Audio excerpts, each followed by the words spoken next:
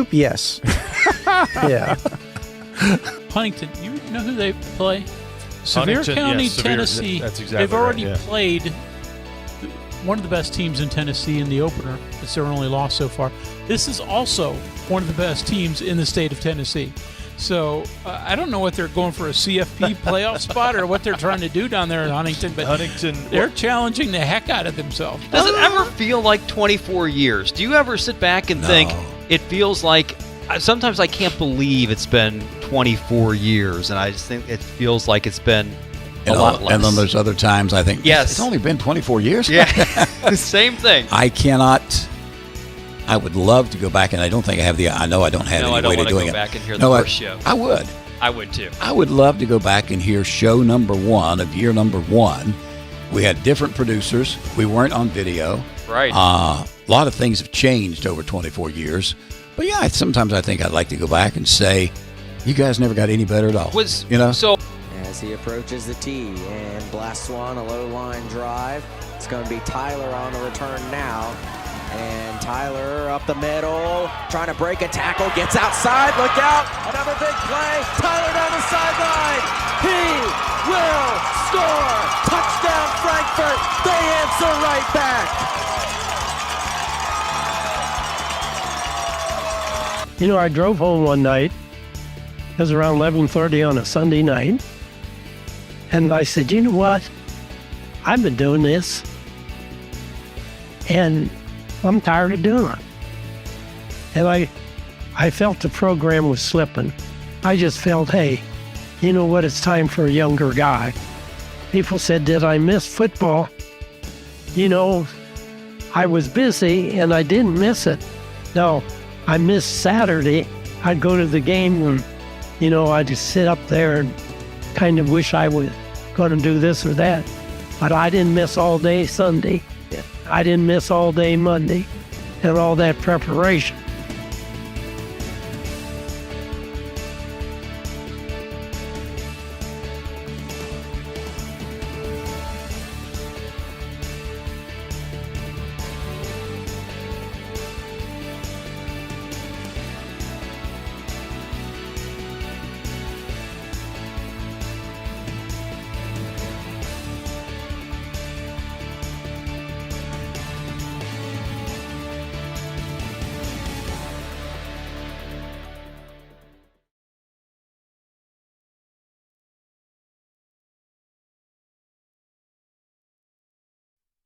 Five, three. Rag 57! Rag 57! Hot, hot! I don't believe what I just saw. Bill McKenzie kicks a 38-yard field goal on the final play of the football game. 5 seconds left in the game. Do you believe in miracles? Yes! It is a great night to be a Mountaineer wherever you may be. From the home of the state's land-grant institution, inside the Health Plan Studios, in the Dale B. Miller Building in Morgantown, it's time for the state's most listened-to sports talk show. This is the CityNet Statewide Sportsline. CityNet, cybersecurity experts for the digital age. And now, across the state of West Virginia and beyond, Sportsline is on the air. And we welcome you into a Sunday night edition of the CityNet Statewide Sportsline, coming to you from the Dale Miller Building in downtown Morgantown. Sixth string co-host Joe Mercado, honored and privileged, as always, to be joined by First Ballot Hall of Fame co-host, the one and only Coach Greg Hunter. Greg, welcome in. Thank you. How are you doing? Doing well. Are you navigating the part of the calendar now where there's more time on one's hands to occupy? But yeah, I mean, baseball went so much longer than per usual that usually we have all of June too, right? Maybe even part of May. But obviously, heading to the World Series, it took up a lot more time in terms of our normal occupations than usual. But there's always things. I mean, you know, it's for those of us in the business. I mean, you're starting your high school camp tours, right? You know, so it's not like you're taking the time off. I've started my preview edition for the Mountaineer football team. Won't be published for a while yet, but you know what, you don't put that together in 10 minutes. So doing a lot of writing and various things for that. And I know you're getting a lot of your high school stuff and getting that assorted. And I guess we'll spend a little bit of time on that tonight even, right? Yeah, we've got a lot to get into in tonight's program, and thanks for joining us. And be sure to join us on the text line as well at 304-TALK-304. That's 304-825-5304. Of course, the phone line's open to you as well at 800-765-8255. And we'll be checking the text line throughout the course of the program this evening. But, the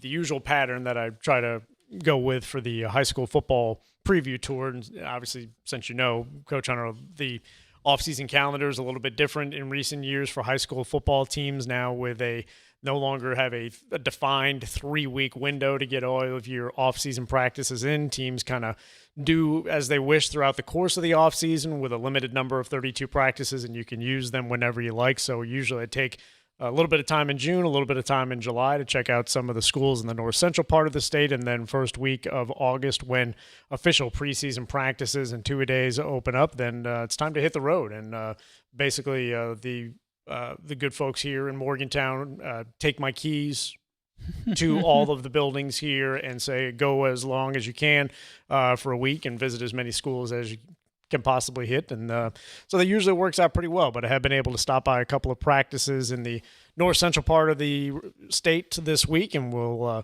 get some of the thoughts of teams that are preparing for this upcoming season. And we've got some interesting non-conference and early season matchups to talk about on the high school football gridiron, and also a Division I prospect in Luke Braham of University High School, and we'll get some thoughts from him coming up later in the show as well. And you guys talked about this on a Thursday night show, the availability for WVU women's basketball, as they had an open practice on Thursday morning, very well attended by the local media here in Morgantown. And you guys played a couple of the comments from Mark Kellogg and Alexis Bordas and a couple other players as well. We'll get into some more of those comments from that open practice session coming up. Also, a couple of guests on tonight's program at 6:40. We'll be joined by Maddie Wisman of Morgantown High School, the state softball player of the year. She is going to join us at 6:40. 7 o'clock, we'll talk some golf. And this is a little bit different, but a pretty cool story. Jonathan Clark, one of the top golfers in the state of West Virginia, is now at the senior level and has qualified for the U.S. Senior Open, which will be held this week from Thursday to Sunday at Scioto Country Club in Columbus, Ohio. Clark is a native of Hurricane and one of the top golfers in the state on the West Virginia Golf Association level. He's won West Virginia Open in the past and has competed at a number of different levels, and he qualified qualifying through 2 tournaments to get to the U.S. Senior Open. So he will be in that tournament field, and we'll get his thoughts on competing against some of the biggest names in senior golf. He's now 52 himself, and of course the age cutoff is 50, so he was able to qualify for the first time for a USGA National Championship. So we'll check in with Jonathan Clark coming up tonight at 7 o'clock. And then, Coach Hunter, I know you're not a huge soccer fan, but we do have to talk about the elephant in the room, which is the World Cup. So at 6:40, or at 7:40 rather, we'll check in with MetroNews deputized soccer correspondent Ethan Collins to get his thoughts on the World Cup. He's been kind of doing some shorter segments on Talkline throughout the week, but we'll give him a few minutes to pontificate about everything that he has seen so far in the first 2 weeks of the World Cup, which is now advanced to the knockout stages or the bracket stage. So some interesting matches that we've seen so far in the World Cup. Yeah, I mean, obviously there are billions of people around the world that are heavily tuned in. I may not be one of those that watches wall to wall, though I've turned it on just to say that I've seen it. But I know there are many that obviously are enthralled, and even amongst our listeners, doesn't always pertain to just American football and basketball and baseball. We'll give soccer its due. I know there are some Morgantown people who've gone and traveled to some of these events, and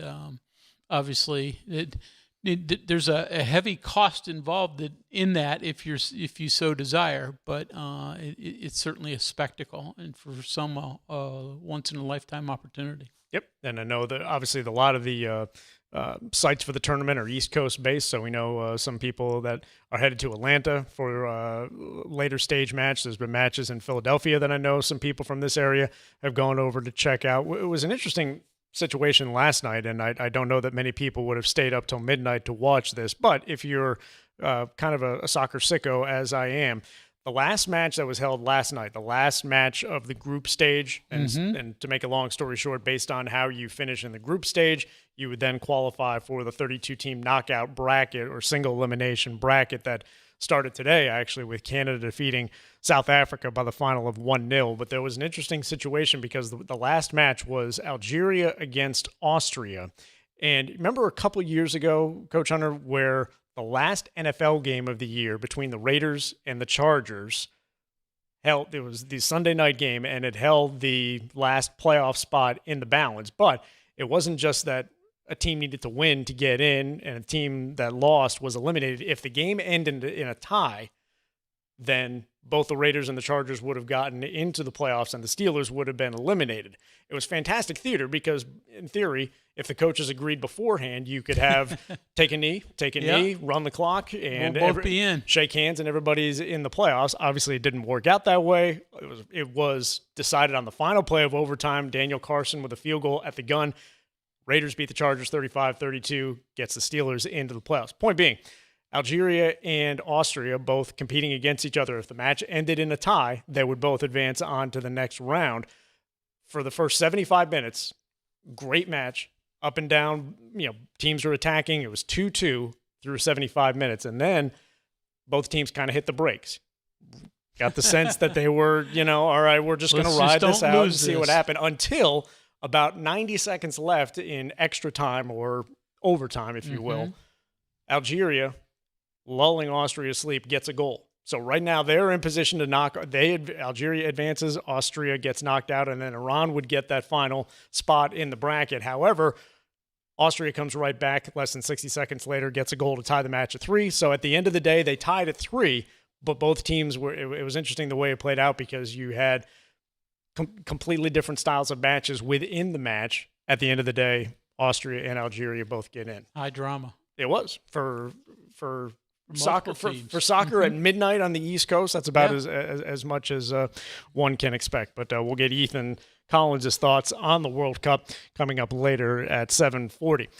News of the day, and we had spoken with this young man, or you had, I believe, with Kyle Wiggs the week that I was out of town on vacation. But yesterday it was announced that Frankfurt senior Lanson Orndorff was named as the State Baseball Player of the Year. Orndorff headed to the University of Charleston. He had a couple of victories on the mound in the state tournament and leading the Falcons to their second state championship in the last 3 years. I know you guys got a chance to catch up with him on Sportsline great last week. interview, and what a run he had. I mean, Frankfurt all the way to the state championship, and yet another sport for that high school, but pitched not one but 2 complete game victories in their 3 wins in the state tournament, and I mean in the state finals, I guess it would be. So, what a time for him and his entire team. So you can check out more on Orndorff. We have the story posted there at wvmetronews.com, and also all of the all-state honors released as well. A couple other baseball notes, or one other baseball note. Michael Grove, former Mountaineer pitcher who has been in the big leagues for a couple of years now, started out with the team that drafted him in the Los Angeles Dodgers. He ends up going to Tampa Bay, and Grove got back on the mound for the first time in a big league game since October of 2024 last night. And Grove got the win for Tampa Bay as they knocked off Arizona. Grove pitching 3 scoreless innings.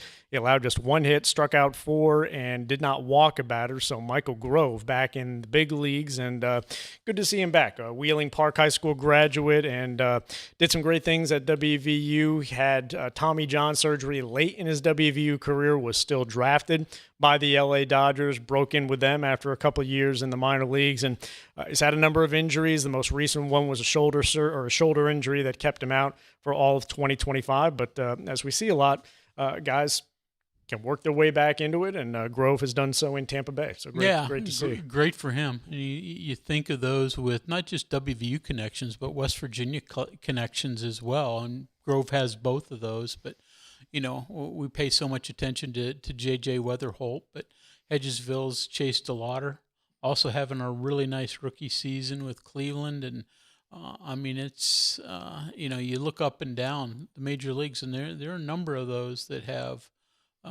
some sort of West Virginia ties. Not hundreds, but certainly enough to keep an eye on.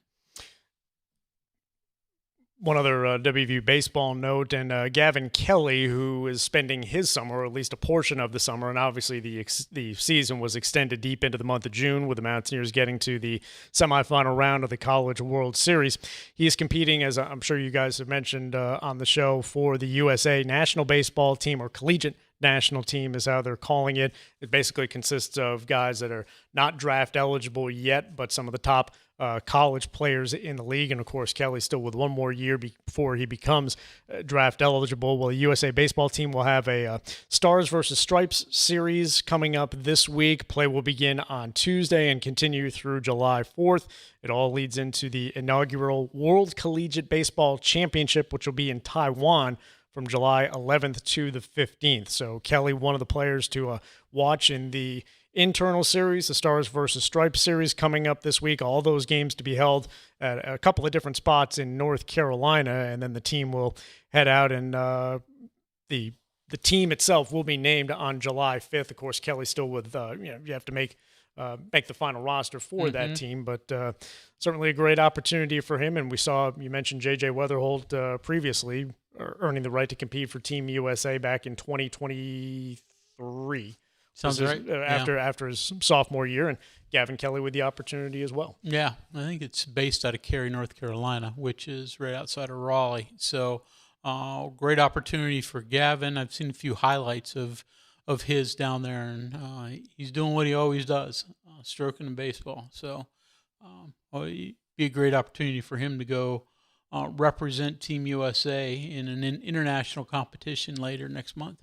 One more thing you guys obviously talked about this during the week, but the series that was announced between Virginia Tech and West Virginia in men's basketball, 3-game series, with the first coming up this December at Hope Coliseum, the second in Blacksburg, and then the third at the Charleston Coliseum and Convention Center. Any surprise, Coach Hunter, that essentially WVU was able to get a 2-for-1 out of this? Yes, it's on paper 1-1-1, home, away, neutral, but we get that third game in the state of West Virginia. That's a pretty good deal, at least from the Mountaineer perspective. Yeah, and again, I don't know the particulars of the contract, so I'd like to see what the money payout is. I mean, do you have to give the Hokies a couple extra dollars to come back to within the state borders a second time? I mean, distance-wise, it's probably just as fast, if not faster, for Virginia Tech to get to Charleston as West Virginia. But as you said, that'll have plenty of Mountaineer fans.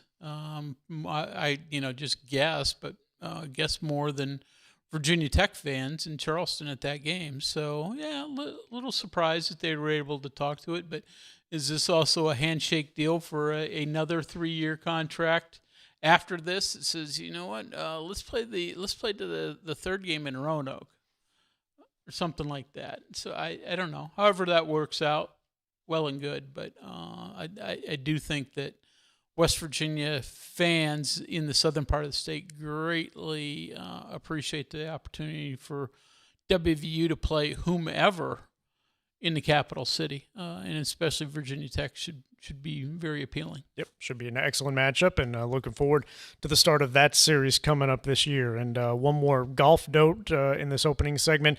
Big event coming up this week, the West Virginia Junior Amateur Golf Championship at Canaan Valley. That starts on Tuesday. Got a couple of former champions or defending champions in the field. Tommy Evans from Washington High School on the boys' side, Chasten Byers from George Washington High School on the girls' side. They'll both be competing, and I'll be headed up there on Thursday for the final round, where the temperature for Canaan Valley, mid-80s, which I think is borderline unacceptable, quite frankly, for it to be that warm up at 3,200 feet. But looking forward to making the trip up there for that. If you are early morning rounds up there and left with, golf shirt, short sleeve shirt and shorts, and was digging in the trunk for a sweatshirt once I actually landed and still was freezing. Yep.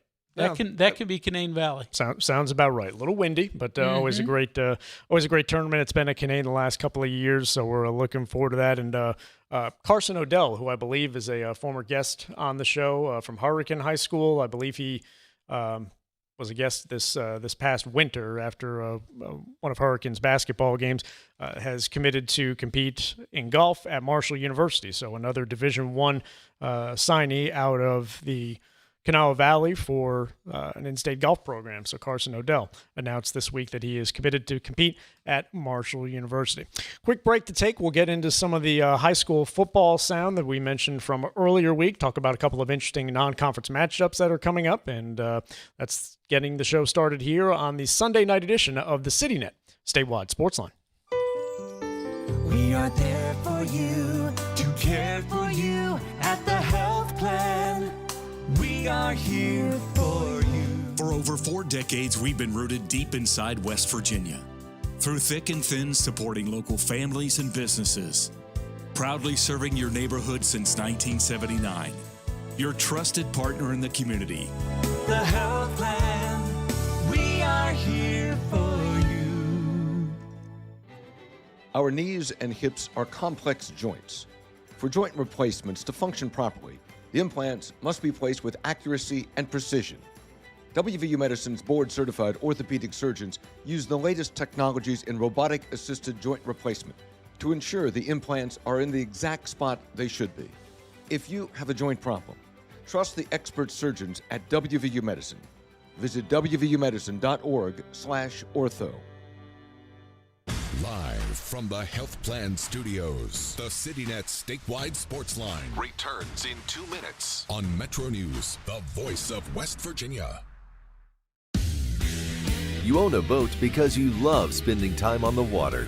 Choose the outboard that allows you to make the most of it. Honda Marine's legendary reliability, ease of maintenance, and powerful performance keep you going strong. And they're all backed by the peace of mind protection of the industry's best limited warranty. Visit your Honda Marine dealer today and find out why it's more than an engine. It's your time on the water.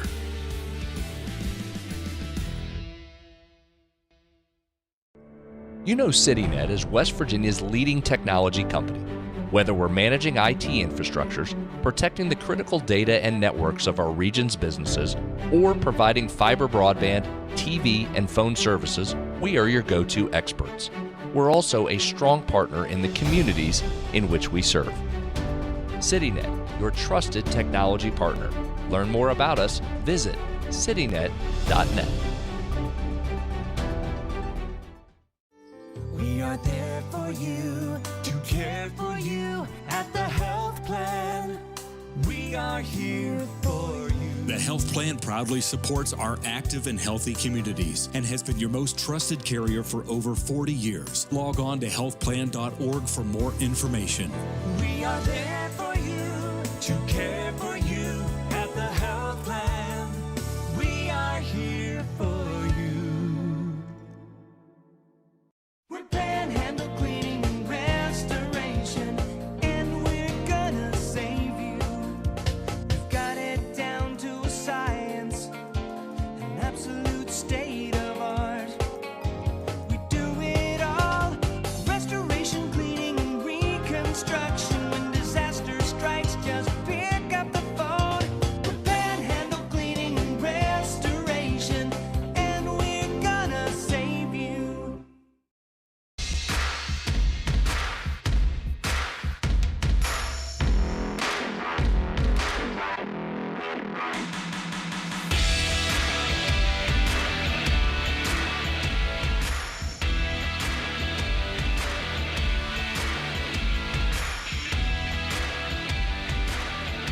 Welcome back into a Sunday night edition of the CityNet Statewide Sportsline. Joe Mercado filling in for Travis Jones this evening, as always joined by the coach Greg Hunter. Coming up later in the program, we'll be joined by State Softball Player of the Year Maddie Wisman of Morgantown High School. And then at 7 o'clock, Jonathan Clark, Hurricane native, getting set to compete in the U.S. Senior Open Golf Championship later this week in Columbus, Ohio. And then we'll also talk some football, F-U-T-B-O-L, coming up later in the show as Ethan Collins will join us and give us his thoughts as the World Cup nears the midway point of play. As I mentioned in the opening segment, high school football teams heading into a dead week this week, going into July 4th. Mm-hmm. That's basically the only week that's cordoned off by the SSAC, where teams are not allowed to hold official practices or compete otherwise or use any of their flex day or practices. So I was able to visit a number of different teams this week, and did happen to visit the team that's about 100 yards away from our studio here at the Dale Miller Building in downtown Morgantown. Sean Beiser and the Morgantown Mohegans continuing defense of their Class Quad A state football championship from a year ago in an absolutely outstanding matchup against Martinsburg High School. So Morgantown looking to post their seventh state championship already, with six state titles. Well, that's what happens when you try to do math on the fly here, which is never a great idea. But Coach Hunter, you'll be shocked to hear that Morgantown head coach Sean Beiser very quickly turned the page from 2025 to 2026. And in fact, he would have done so earlier had the championship rings arrived. But we'll hear from Sean Beiser on turning the page from a outstanding season last year and the prospect of putting the pieces together for the 2026 season. But I'll be honest with you, we haven't talked about it really at all. I mean, we got our rings came in late, so we had to do that, which I was like, I want to be past this already, and that sort of thing. So we don't even talk about really last year. We just talk about the expectation of what is expected in our program. So the rings arrive late, and then that keeps the 2025 calendar alive for a little bit. But Sean did say that great memories, and it was obviously a big career milestone for him to collect his first state championship. But much like some coaches have said in the past, we're on to Cincinnati while Morgantown is on to 2026. Yeah, I mean, you turn around and look forward, and obviously for Morgantown, they have arguably the best young player in the state of West Virginia in Maddox Twig, their quarterback, safety, wherever else they need him returning. But so much of the rest of that club that won the state championship last year is gone and is graduated and moved on. So there's a major rebuild, even though they do have certainly a person to build the whole thing around. Yep, they do welcome back an outstanding lineman in Connor Mott, who was limited to just one game a year ago, competed in the season opener against Parkersburg, and then unfortunately was lost to the season, but he is back at full strength and is attracting a good bit of Division I interest. They also, not on the player level, but on the great addition to their coaching staff. And Mark Yoho is now on staff as the running backs coach. Yoho led Grafton High School to the Class AA state championship back in 2008. Did a fantastic job as the offensive coordinator at North Marion in recent years. And you'd be surprised that some guys, even if they step away for a little while, it's like Godfather 3. Just keep coming. Pull you right back in. Pull right back in. So great addition for the Mohegans. So you started in the closest of those, and then... So not exactly. Started at the guys that we'll check in with next. Kind of have to go as the schedules allow. But first stop last week was Bridgeport High School and Tyler Ferris and the Bridgeport Indians, coming off of an 11-1 season where they advanced to the Class AAA quarterfinal round before they were knocked off at home by the Chapmanville Tigers. A lot of optimism this year for the Indians. They've got some outstanding skill players back, and Gavin Williams as their top running back, Gabe Martin, Eli Knight, some very good backs. New starters working in on both the offensive and defensive lines. But what is very interesting about the Indians, they've got a great new game on the schedule as they have scheduled a home-and-home series with the Martinsburg Bulldogs. So in previous years, and you'll hear from Tyler Ferris in a second, they've been trying to get this series together, just really hasn't worked out because obviously you need a common open date. They have that in week 2, so at Wayne Jamison Field, very early in the season, week number 2, Bridgeport will host Martinsburg, and then the Indians will return that game to Coburn Field coming up in the 2027 season. But Bridgeport head coach Tyler Ferris talking about how the Martinsburg series ultimately came about. it's something we're excited about. I'm sure Martinsburg is too. It's a really good game, for the state of West Virginia. It's two really good football programs, and it's something that we've both been kind of working on, behind the scenes for a long period of time. Just weeks never really matched up real well, and got an opportunity that week 2 came open for both of us, and it's kind of a no-brainer that it's a good litmus test for us to see where we are, and hopefully we can get up and give them a good showing. Obviously, conference schedules for both teams usually, or for teams involved in these games, usually dictate how non-conference games can be scheduled. This one just happened to work out very well for both of those squads to share the field in week 2, and to teams that won state championships in 2024 looking to get back to the state championship level once again in 2026. Yeah, I think it's a great opportunity for both teams to challenge themselves. Certainly for Bridgeport moving up one class, and an opportunity when one of the best programs, but obviously for Martinsburg as well. We've heard from those in the Eastern Panhandle, it's been so hard for them to get games against state teams just because of their location. They seem to play most of their schedule against Virginia or Maryland clubs or whomever. So nice to see that there's a fellow West Virginia opponent for the Bulldogs. And once again, Martinsburg will play against Morgantown. Obviously, they met in the championship game a year ago, but they also met in the regular season at Coburn Field, and those two teams will meet in the middle of the season at Pony Lewis Field, in which should be a outstanding rematch of last year's Class Quad A state championship game. The Bridgeport season preview is currently posted, and you can check it out at wvmetronews.com. We've also posted the season preview for the University High Hawks, and they pulled off one of the better upsets in the playoffs a year ago in Class Quad A. As a number 7 seed, the Hawks went down to number 2 Huntington and defeated the Highlanders to advance to the semifinal round. The Hawks ultimately saw their season come to an end with a semifinal round loss to Martinsburg. But the big news for UHS coming into this season, Luke Braham, the son of Rich Braham, the WVU All-American, Hall of Fame member, and outstanding lineman who ended up having a 12-year career with the Cincinnati Bengals in the NFL, and also the younger brother of Noah Braham. Noah is now competing at Bryant University in Rhode Island.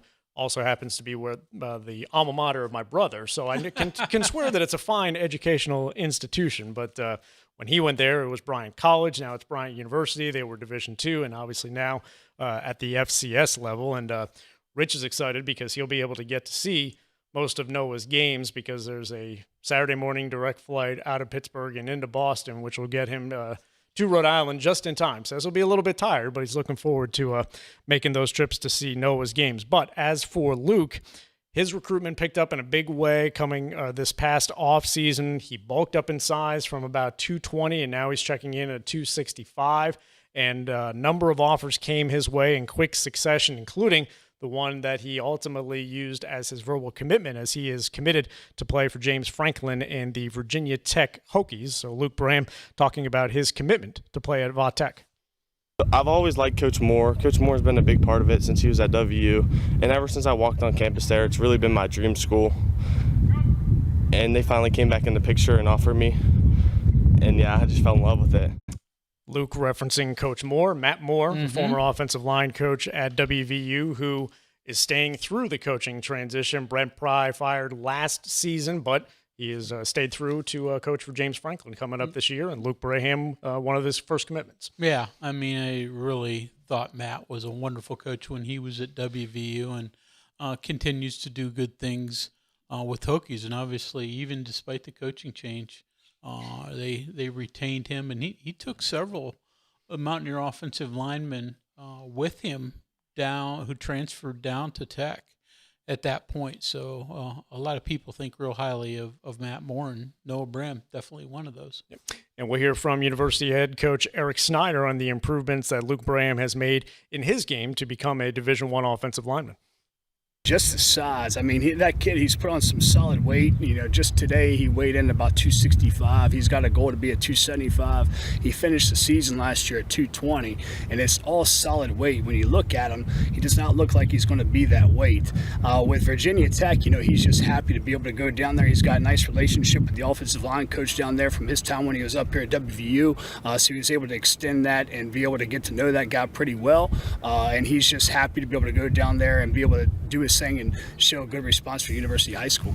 That's Eric Snyder on Luke Braham of University High School, and Braham joining another state native, West Virginia native, on the Virginia Tech offensive line, Laith Ganem, a George Washington High School graduate from a couple years ago who played in 12 games last year, remains now in his 4th season in the program there. So a number of West Virginia connections down in Blacksburg. No surprise. Easy trip, especially from the southern portion of the state, but not that bad from Morgantown as well. I'm sure that Luke's father will get plenty of opportunities to run down to Virginia Tech, as many as he will to Rhode Island. Yep, absolutely. And Luke's scheduled to enroll early, and he should be able to be in Blacksburg for the start of the spring semester and compete in spring football. Speaking of spring football, Coach Hunter, later in the show, we'll spend a couple of minutes on some of the proposals that have come from the Division I Football Oversight Committee regarding a possible tweak to the structure of off-season practices for college football teams, and we'll get into that coming up later in the program. Coming up next, we'll talk some softball. We'll be joined by the State Softball Player of the Year in West Virginia, Maddie Wisman of Morgantown High School. That's coming up next as the CityNet statewide sports line continues after this. We are there for you, to care for you at the health plan. We are here for you. For over 4 decades, we've been rooted deep inside West Virginia. Through thick and thin, supporting local families and businesses. Proudly serving your neighborhood since 1979. Your trusted partner in the community. The health plan, we are here for you. Hey, this is Brad Howe for your local internet provider, CityNet. High-speed fiber internet is probably at your front door, and now's the time to connect. Your tax dollars helped expand broadband access across West Virginia, and CityNet makes it real. More rural communities in West Virginia can finally get the high-speed internet they deserve, with free equipment, free installation, no contract, and local support you can trust. So whether you're streaming, working, gaming, or running your business, CityNet delivers the speed and reliability you need. When it's high-speed internet you need, CityNet.net connects, protects, and perfects.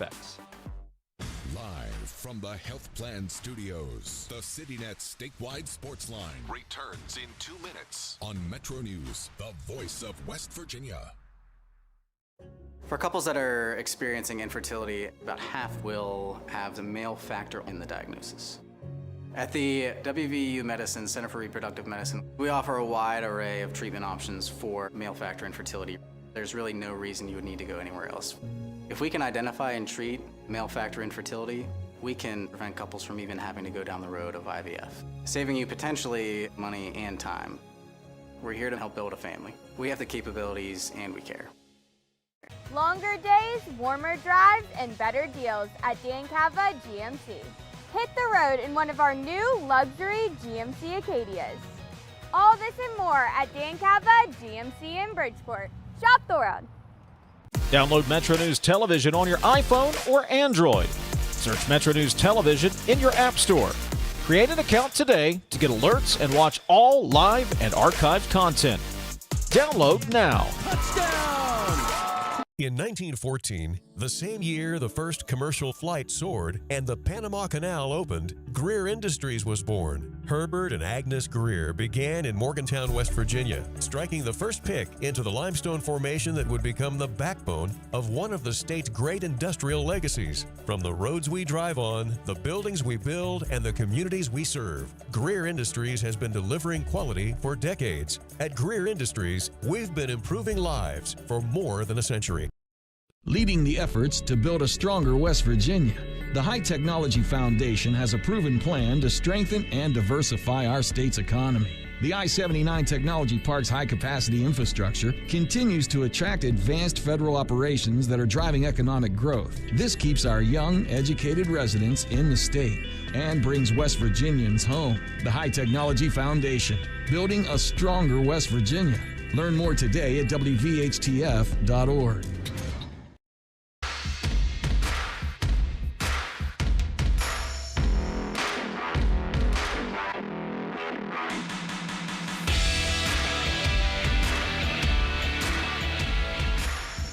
Welcome back into a Sunday night edition of the CityNet Statewide Sportsline, Joe Mercado and Greg Hunter taking you up until 8 o'clock this evening. We'll talk some WVU women's basketball in a little bit. We'll also talk some golf as well, so a lot to get to over the course of the remainder of the show. But we'll now talk some softball. We are joined by the State Player of the Year in the state of West Virginia, Morgantown High School senior Maddie Wisman joins us on the program. Maddie, thanks for taking the time to join us. Thank you for having me. So it's been about 3 or 4 weeks since you guys claimed the state championship, the Class Quad A state title down in Charleston. You did so by posting 4 shutouts in the 4 state tournament games. What's been the best part of the celebration over the last couple of weeks, or the most memorable part of everything that's happened since you guys won the title? Yeah, I mean, we've gotten to do a lot of great things within the community. We got to go down to City Hall and be presented there. And then we got to design our rings. So there's just been a lot of fun moments. We have like a team get together coming up. So a lot of good times to be able to see each other again after winning and spend time with our friends. Maddie, first ever softball state title for the Mohegans. When you guys got to Charleston, obviously you wanted to win it, but did you have any kind of fathom that you guys would be able to post 4 straight shutouts? I don't really think it was a thought in any of our minds. I mean, we all knew that going down there it was going to be a hard ride no matter what teams won, what teams we were going to face. But I think it was just icing on top of the cake to be able to go down there and play in such a dominant fashion. I mean, we've said for years if we were given the opportunity to go down and play on that stage, we knew we were going to perform. So to be able to live up to that expectation we had for ourselves meant a lot.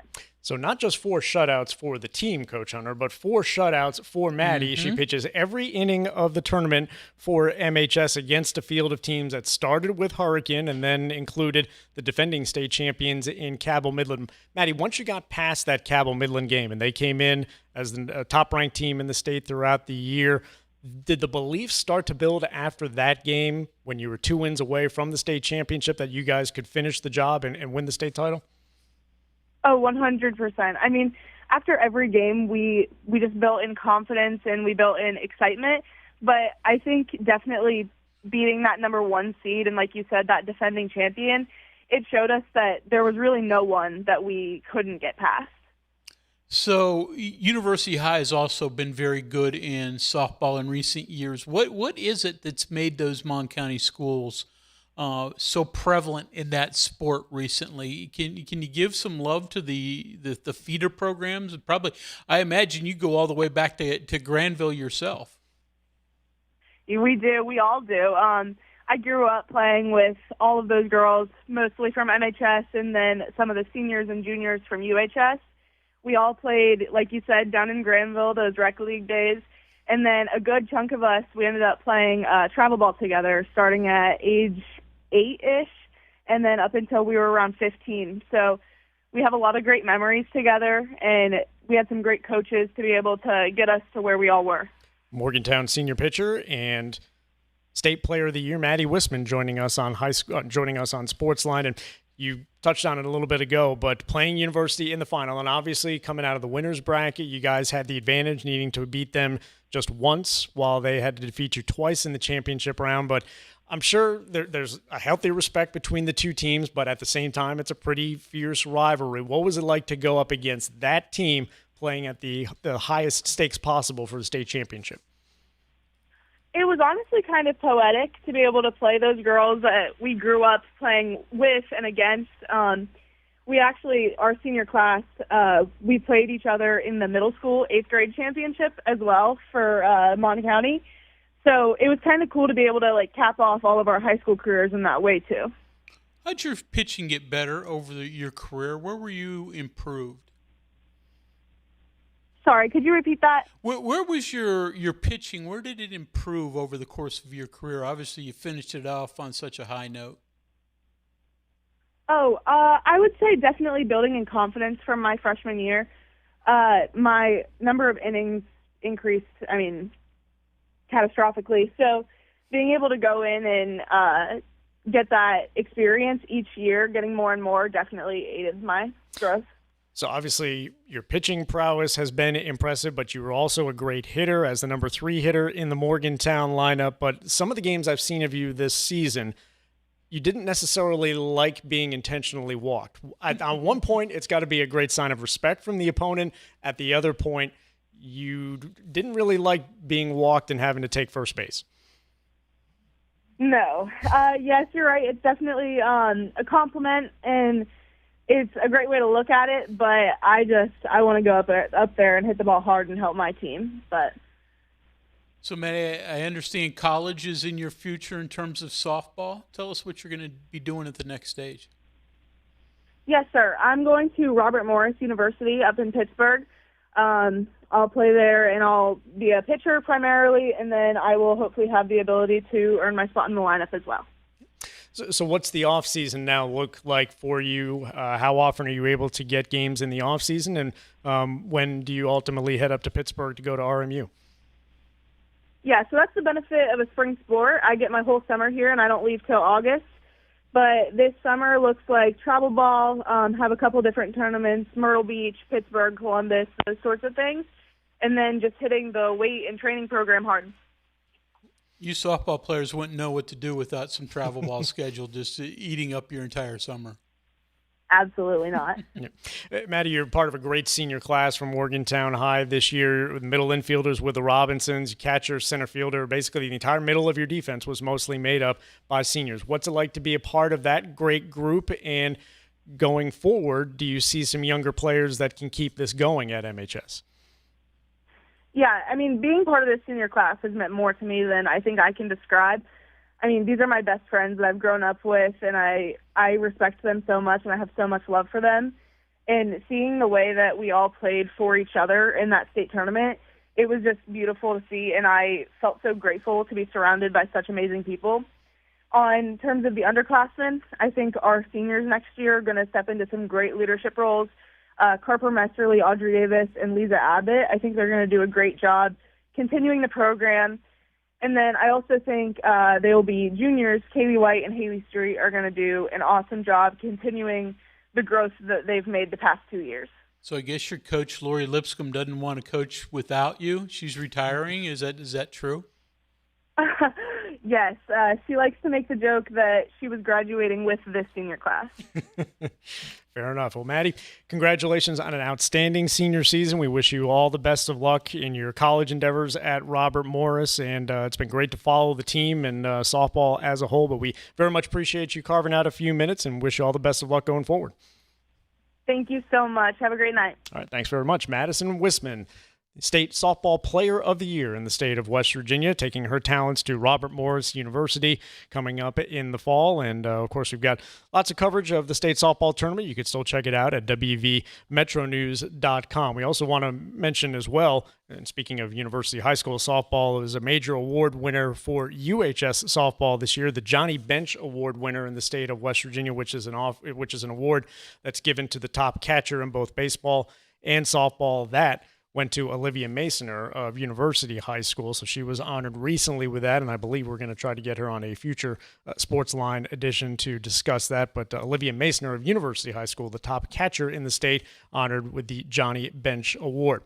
We'll make the quick transition to talk some WVU women's basketball, and to do that, we're joined by Mike in Charleston, our women's basketball correspondent. Mike, thanks for holding, and good evening. Appreciate you calling in. Good evening, gentlemen. Appreciate you holding the call for me there. I just want to say a couple of things quickly. Skylar Forbes, 6'3", she's a senior from Marquette, is representing Canada in the 3-on-3 FIBA Nations League tournament. They're playing Chile. So she'll get some definitely extra playing time before they start their actual practice next month. Yep. And the only thing wrong with your statement, she's no longer a senior. She's now, because of the rule changes. So we're getting into semantics. Well, I don't know what to actually call those people now. She's a fourth-year player, but she'll have 2 years left. So she's got this coming season and then the next season, which is certainly, if she stays both at West Virginia, wonderful, because everything I've heard about her, Mike, says she's really high level. We got a chance, Joe and I did, to go watch practice the other day. She wasn't participating because she was involved with the start of the 3-on-3. Right. Correct. Boy, there's some girls there over there, women, that look like they can play, and it sounds like she's going to be really high up there on West Virginia's list. Oh yeah. Well, remember when we talked earlier after the portal acquisitions and so forth. Every year he's getting a better team, and there's no question in my mind this is a better team. It's a bigger team, rebounding, scoring. They had I think it was three game hosted the team at the GOAT Wednesday. Now I just got back from Myrtle Beach just about an hour ago, so I couldn't make it, but I'll be there in July. I got invited to go a couple of practices in July, so I'll report back then. But you're exactly right. It's going to be. They got some talent there. The Forbes girl, she averaged 11 points a game, all Big East first team, and that says something because other than Connecticut, you got Marquette and you got Villanova, maybe one other team. That's it. Other than that, there's not much going on in women's. That is from the Big East. So very, very important. I thought it'd be. Anyway, I just want to report it for my basketball friends out there. And like I say, when I get back from the actual first team practice, I'll know a little bit more. But, yeah, I think it's going to be a great season, Scott. Actually, men and women. But just sticking with the women, I think it's going to be exciting year. Yeah, from what we saw, and you can certainly give your opinion, Joe, but there were several. I thought Nyla Wilson, a transfer from Pitt, I mean, she was a 5-star recruit coming out of high school, one of the top 30 plays. You could see immediately why she was so highly regarded. So there are others, but you start with Forbes and Wilson. That's two good pieces to start with. Yep. Yeah, in fact, that was my sleeper. When I say sleeper, not in the sense that because she was at Pitt and it didn't work out, so we got her. And you're exactly right, 5-star recruit. All you got to do is look at the video. I think I mentioned it months ago, and I forgot what it was. But if you look at it, you'll see her in the tournament. The EYBL, I think it is, Elite Youth Basketball League. She scored 40 in one of the games. Unbelievable player. So it's going to be interesting how many. They only have one ball to go around, so it's going to be interesting to see what happens. Anyway, I'll get off. I just want to report that, and I'll get back to you probably Mike. Next month. All right, very much appreciated, Mike. Thanks, and we appreciate you calling in. That's Mike in Charleston. WVU women's basketball, obviously a hot topic of conversation following the open practice on Thursday, and we'll hear some more comments from head coach Mark Kellogg and the 4 players that were made available to the media coming up later in the show, probably around 7:20 or so. We'll get back into that, and obviously practice continues for that team. I know football-wise, Coach Hunter practice, I believe, takes a break this week, or they're heading into the first phase of their summer workouts have now ended, and I believe there's a little bit of a break before they get into the second phase following the holiday. Yeah, and right after the 4th, they'll get back at it and spend the rest of July with usually a week off at the end of July again, and then cranking it up with practice at the 1st of August. No, looking forward to it. One more golf note on the text line, and we're scheduled to be joined by Jonathan Clark coming up in our next segment. But McCartney Hinkle, a junior from Princeton High School, who has been a state champion in both Virginia and West Virginia, competed at Princeton High School this past season. He's qualified to play in a USGA national championship, the U.S. Junior Amateur. So McCartney Hinkle from Princeton High School competing in the U.S. Junior Amateur, the national championship for junior golfers as recognized by the United States Golf Association. Coming up after the break, we'll keep the golf conversation going. We'll be joined by Jonathan Clark of Hurricane, who is getting set to compete in the United States Senior Open Championship. He will represent the great state of West Virginia later this week in Columbus, Ohio, in the 156-player field, chasing the U.S. Senior Open title.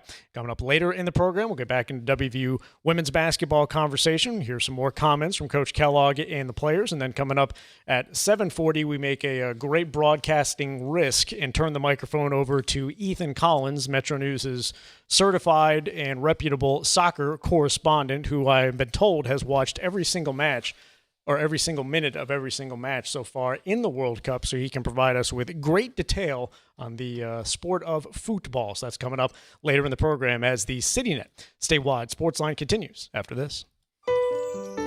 We are there for you to care for you at the health plan.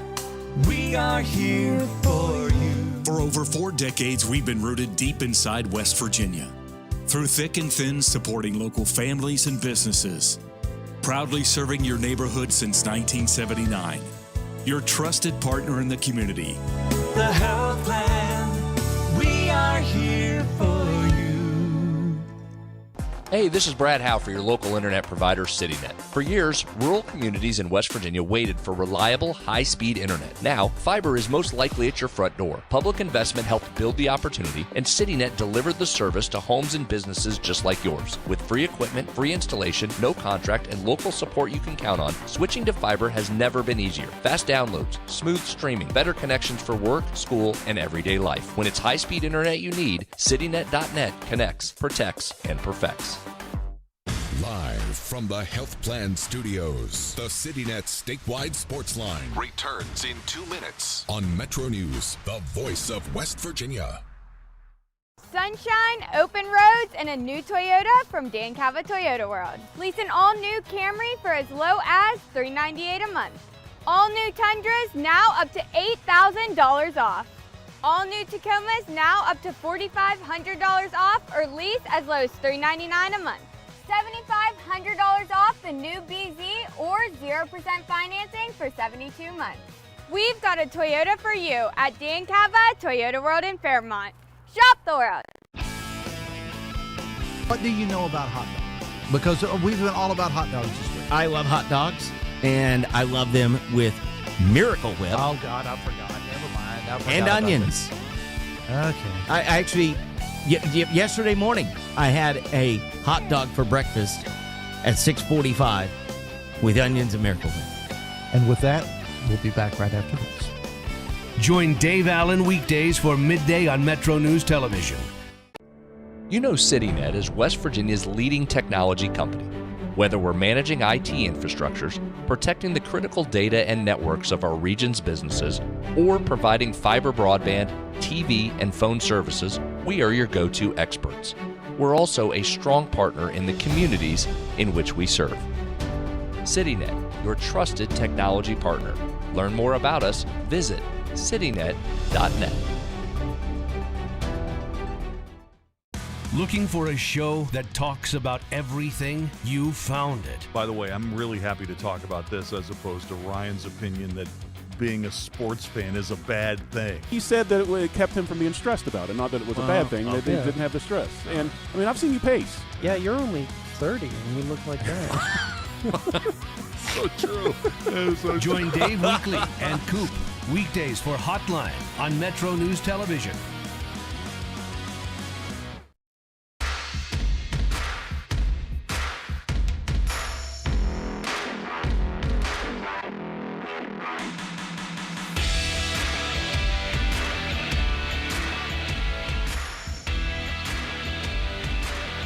Hour number 2 of the Sunday night edition of the Metro News CityNet statewide Sportsline. Joe Mercado and Greg Hunter taking you up until 8 o'clock this evening.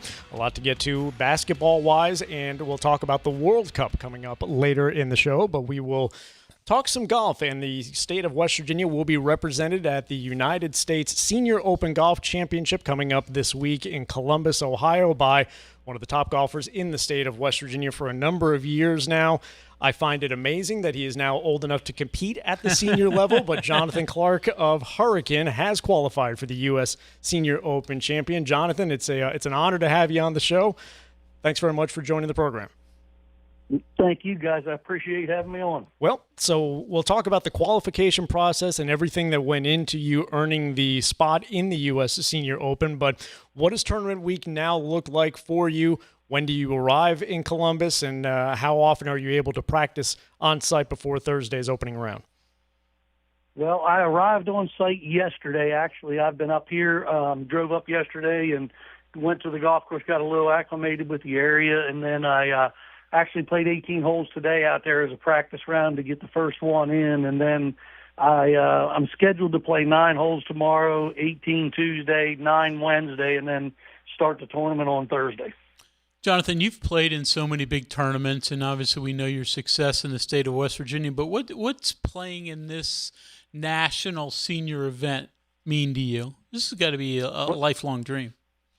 It actually really was one of my lifelong goals. Was I swore to my dad I'd play in a U.S. Open one day, and for years and years I've made it through the sectionals to the regular and missed at the finals, and really played well. A lot of times I just didn't make it, but now at 52, here I am finally getting to play in a U.S. Open and fulfill a lifelong dream. Jonathan Clark of Hurricane joining us on the CityNet statewide sports line. He's getting set to compete in the U.S. Senior Open Golf Championship this week at Scioto Country Club in Columbus, Ohio. And Jonathan, let's get into the qualification process. And obviously, every time you tee it up in a tournament setting, there's great pressure, but there's so few spots that are available from each stage of qualifying. But you get out of the local qualifier in Hot Springs, Virginia back in April, and then at the final qualifier, you shoot 67 at Miami Valley Golf Club in Dayton on June 1st.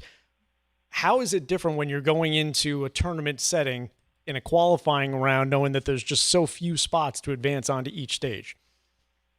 Well, it's difficult, but it also makes a little bit easier on your mind, a little knowing that no matter what, you have to go play well when you tee off in those one-day, one-round qualifiers each stage, knowing that no matter what, you have to play your best or you're not going to get through. So it sort of takes a little bit of that off, but you also know that you do have to go out and put up a number or you're not going to make through. How are you playing now? How are you going to compete in this event? I feel pretty well. I've been playing very well. I've been driving it well. That's my biggest thing out here, and especially in a senior event. When I can drive it, that's what I did at Miami Valley.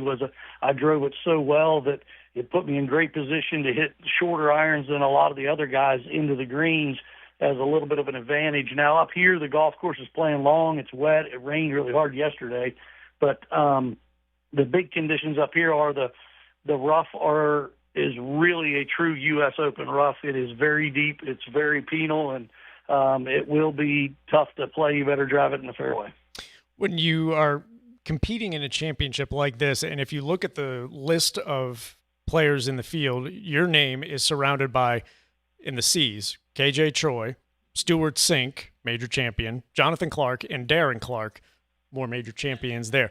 Has the enormity of that hit you, or do you try to block that out and just not even think about necessarily the guys that you're going up and competing against? It really opened my eyes the day after I qualified whenever I saw those names on the players list near mine, and then I sort of let it sink in a little bit and understanding it, but then all that came back again today when I went and checked in and I walked in the locker room, and literally on my left is Stuart Sink, my right is Darren Clark. Lockers right beside me, and you start looking at guys that their names have U.S. Open champions on it and things, and it's like, wow, I'm actually in this room involved in the same tournament competing against these same guys. Have they announced tee times yet? Do you know who you're going to be paired with? I do not. They are announcing them Tuesday at noon, I think, is when they're going to put them out. So it'll be a couple days yet to see what's going on there. Jonathan Clark joining us on the CityNet statewide sports line. And Jonathan, let's go back to the last stage of qualifying. And obviously you put a great number up, shooting 67 in the final qualifier. Did you have to wait it out to see that you were in, or once you posted that number and posted that card, you had a pretty good idea that you were all set and qualified? When I was coming around, when I got to about number 14, I was 3 under par, and I birdied 14. And when I got to that point and I was 4 under, I felt pretty confident, but I didn't ask my caddy or anybody. I didn't even want to know where we were at, but I knew I was solid. And then once I got on 18 green, I looked at my caddy, JT Rousey, and said, hey, do I need to two-putt this? Do I need to do anything? Because I knew he was looking, and he was like, you don't need to two-putt it, but it would be nice. And I two-putted it, and at that point, based on the scores and being that I was leader in the clubhouse, I knew there wasn't going to be enough guys to come in, and that's when it sort of sunk in. Jonathan, you've been very good for a number of years, not to say you're old, but you are on the senior tour, so, or at least in the senior event. But how's your game changed since you were, so successful back in Marshall? Are you as long? Are you more accurate, less accurate, smarter, I would think, with age? How is your game different? Well, long in the relativity of it was I was long back in those days, and then I went to being not so long compared to the young guys, but now I've moved into this senior bracket, and in this bracket I have become long again in relativity to the players out here. So that is definitely a little bit of an advantage, but I've been working at it, and this year I did literally start the year with one goal, was to play 2 great rounds of golf and play in a U.S. Open, and luckily I got there, and it's just given me a real rejuvenation of wanting to play the game and wanting to get back at it and really give me some good feels to want to compete again. You mentioned getting rejuvenated by this run that you've made, and obviously you had a great collegiate career. You're a longtime club professional at Sleepy Hollow. You've got 2 state opens to your credit.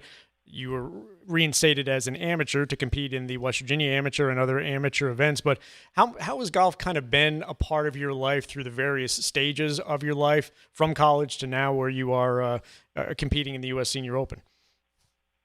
Golf has basically been my life from the get-go. I don't know much. I don't only remember ever not playing golf, but it's always been a great stages through junior golf to college golf to professional golf for a while, then as a club pro. And then over the last probably 5-6 years, once I got out of it to the amateur ranks, I competed, but it was competing, but it wasn't to that level. And I sort of fell off a little bit of my true drive and competitiveness. But then I've also thought in the last couple of years at my age, I better either play or, you know what, there's going to come a day soon when you're not going to be able to. So I'm glad that I've chosen to play a little bit and get back into it to compete. And luckily I've done very well this year to get to this point. Do you have a goal for yourself in Columbus? My goal for the year was to make it here, but obviously I've changed those goals a little bit. My goal now is I definitely want to make the cut, and I want to be low amateur. If I can get to that, it's going to be a great test. I think there's 16 or so amateurs, I think, playing in the field. But my goal is to go out and play my kind of golf and try to make the cut, and then from there strive for a good Saturday, Sunday, and see what happens. As a USGA National Championship, obviously this event rotates the site every year. This could be on the Pacific Coast, it could be down south, but you have the opportunity to play in this event, which obviously means a lot to you and very close to home. So how many friends and family and West Virginia-based golfers are going to make their way up to Columbus to see you play? Based on what I've talked to over the last couple of weeks, it seems like the city of Hurricanes coming, plus a lot of people through the state. And I also have some people from back home in central Pennsylvania that are people that have traveled and followed me over the years that all of a sudden have called, and they're coming out even to make the trip. My dad's coming from central PA. So I think there's going to be a pretty big following, which makes me feel good. And I like that because it sort of keeps me motivated and keeps me on top of it. And I look forward to seeing all of them here. You mentioned the course was very, just like here, there's obviously been a lot of rain the last couple of days throughout the area. So how does that make the course maybe play a little bit different than it usually does? And given the length that you have, do you feel that that's a good setup for you to be able to potentially take advantage of that? It definitely plays different. I was up here 2 Wednesdays ago and played a practice round, and the golf course played very firm, very fast, and the wind was a little different. And then today it was super wet. And the balls, the one thing I like about the balls sticking in the fairways here are so unbelievably great. And when it's wet, the balls are going to stick. They're not going to run into the rough. That's a nice little plus to help a little bit. But I foresee that the golf course is going to change in the next couple of days. By Thursday, to get with the temperatures in the 97 range or whatever, it will dry out. It'll get firm fast, be really U.S. Open-esque type golf course, which I'm looking forward to it. I like it when the golf course is hard. I like it when pars are good. That suits my game, so I'm hoping it gets that way a little bit. But this golf course is probably one of the best conditioned right now that I've ever played, and it's a joy just to go out and play it right now. And lastly, Jonathan, you probably won't know until you tee it up for real on Thursday, but are there any nerves going in, or given the fact that you've met already a great career goal for yourself, does that I don't want to say, are you playing with house money, but are you essentially playing pressure-free going into this tournament? I know for sure on Thursday morning there will be pressure whenever I get up. Not pressure, there will be nerves, but it won't be really nerves as anxiety. I think I'm more anxious and ready to get it going, and I'm ready to hit that first tee shot and get out there on the golf course. And once I get started, I think I can get into the flow of things and just try to play my game and really build off of that and put a solid round together day one to give myself a chance to put where I want to be is, get to the weekend. Jonathan Clark of Hurricane, representing the state of West Virginia at the United States Senior Amateur Championship in Columbus, Ohio this week. We'll look forward to following you Thursday, Friday, and hopefully throughout the weekend, but we very much appreciate you carving out a few minutes, and we wish you all the best of luck this week and going forward. Thank you, guys. I really appreciate you having me on, and look forward to talking to you guys again. Absolutely. Jonathan Clark of Hurricane, set to tee it up in the United States Senior Open Golf Championship later this week in Columbus, Ohio. We very much look forward to following his progress throughout the tournament, and great to see the state of West Virginia, Coach Hunter, represented at a national championship, and certainly one that's an annual highlight event on the U.S. Golf Association calendar every year. Yeah, it should be a great opportunity for him. I mean, as successful he's been, this is sort of the last check mark, right? To do something that even he hasn't done. It'd be cool to tee this up. I'm sure he'll enjoy this week. We mentioned a couple of the guys that are around him on the alphabetical list. Obviously, KJ Choi, Stuart Sink, and Darren Clark. A couple other West Virginia connections in the U.S. Senior Open field. Angel Cabrera, former Masters champion, and he was the champion of the Greenbrier Classic back in the early days of that tournament down in White Sulphur Springs. And Boo Weekley, one of the guys that has a great name in the game of golf, and he was the runner-up at the Nationwide Tour event at Pete Dye Golf Club in Bridgeport back in 2006. So a couple of the... Did you caddy for him, too? I did not caddy for... Sorry, correct. I did caddy for him. I believe it was the year before. Okay. So not the year where I could take credit for how well he finished in the event, but yes, he was outstanding to work with. I believe this is kind of a conversation that's picked up midstream, but at the National Mining Association Pete Dye Classic back in the day, local members of the media were invited to be caddies for some of the professionals during the Pro-Am event that preceded the actual start of the tournament on Thursday. Had a chance to caddy for Jason Day in 2007 during that event.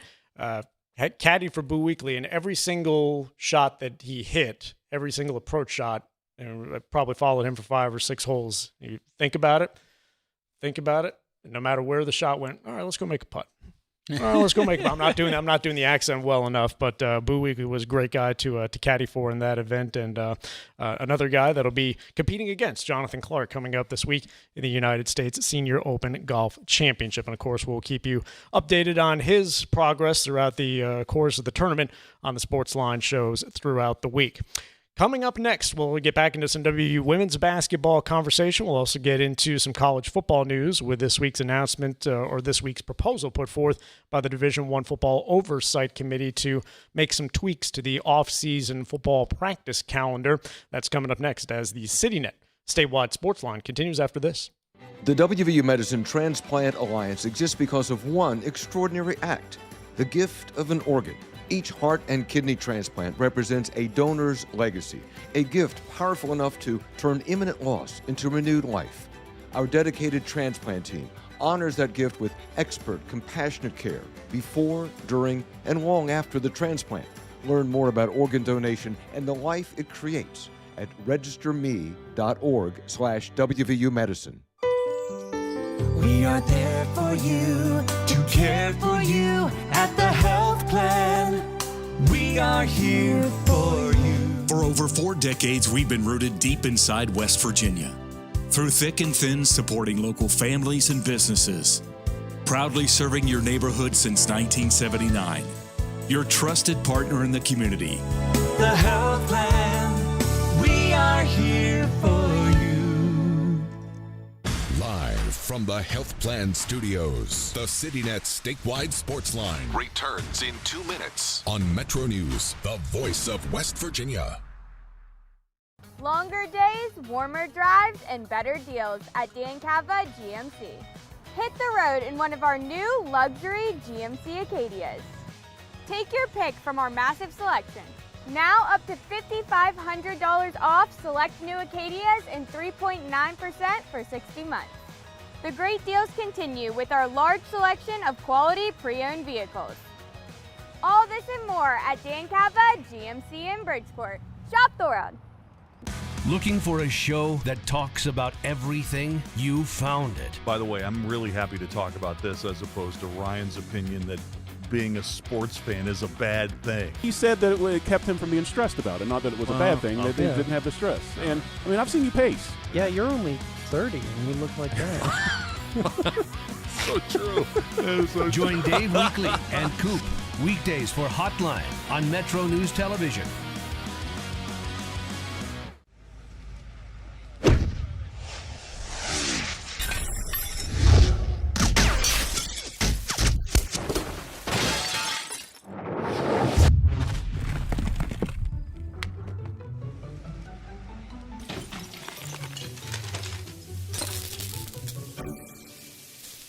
I'm Sean Kovich, Mountaineer Golf Coach.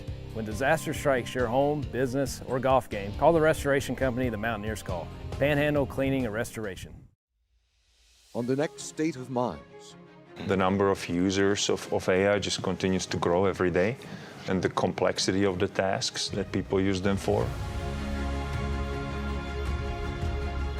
We are members of community, and we want to be hiring one of the community members or many of the community members where we go.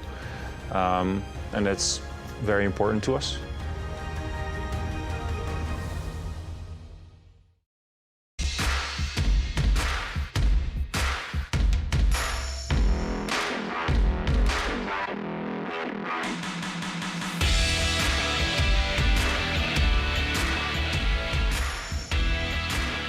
Welcome back into a Sunday night edition of the CityNet Statewide Sportsline. Joe Bricado filling in for Travis Jones. As always, joined by the one and only Coach Greg Hunter. Coach, a suggestion from the text line dovetailing with our conversation from earlier in the show. I'm assuming this 5 years of eligibility or 5 years to play 5 years, 5 and 5 rule eventually comes to pass. This texter says, years ago when we had the WVU marching band members stay for their 5th and 6th years, we called them super seniors. Athletes should be called super seniors too. Let's go Mountaineers. I've heard that suggestion. I'm not certain. I love that one because I only want to use senior once. And again, I'm not going to have any decision on this. Well, I guess I could. I'll write whatever I want to write, but say whatever I want to say. But it does have to be some sort of distinction as we move forward as to how we're going to do this, because it's you no longer have a redshirt freshman. A 5th-year senior doesn't quite seem to work. Graduate student has been introduced because it is technically accurate if a player already has their degree. So, but maybe they don't have their degree yet. Well, that's possible too. It was interesting, and I was trying to go back and look for it, and I couldn't find it. But there was a opponent for the WVU women's basketball team in a midweek game or an early season non-conference game, and I was looking through their roster, trying to get a general idea of if there's any connections to West Virginia, former players, what have you. And they didn't list any of the players by freshman, sophomore, junior, senior. They listed by years played, or this is your playing year, and / years remaining. So they basically 1-3. That's how they classified everybody. They didn't have a freshman. They had a 1-3. So you're a 1 or you're a 2. Doesn't sound good. 3, Doesn't exactly 4, roll off the tongue, but yes, that's how they do it. So that's an interesting one. Yeah. Don't know if I like that either. But super senior is probably the one where I could see people going. I'm not sure I love that one, but again, that's just my opinion. As we mentioned earlier in the show, some news this week, and I'm reading from the article from Adam Rittenberg at ESPN.com, and there's lots of other avenues in this, but the main gist of this off-season practice change for college football, the Division I Football Oversight Committee is proposing changes to the off-season and preseason practice schedules and a shorter transfer portal window, which could go into effect if approved for the 2027 season. The biggest and again, reading from the story, the proposal would allow for 2 out-of-season practice sessions for a total of 21 practices, neither of which could exceed 5 weeks. The college teams can currently hold 15 practices during the spring, but an NFL-like model with organized team activities for late spring and early summer has gained popularity in recent years. Continuing from the article, the proposal would reduce preseason practices from 25 to 21, which would be recorded in a 27-day span. According to a news release from the NCAA, quote, the committee noted that additional practice opportunities would be available during the spring and summer under the out-of-season activities model, which warranted a 4-day reduction. So there's a couple other minor additions to that story in the article, but your overall thoughts on what it could potentially do? It would basically de-emphasize the compacted August window of practices. Mm-hmm. You'd reduce that a little bit with the opportunity to do more in the air quotes off season, late spring, early summer, the window that they're kind of in right now. Yeah. You know what? I read this, and I'll admit I was confused on how this thing actually is going to work.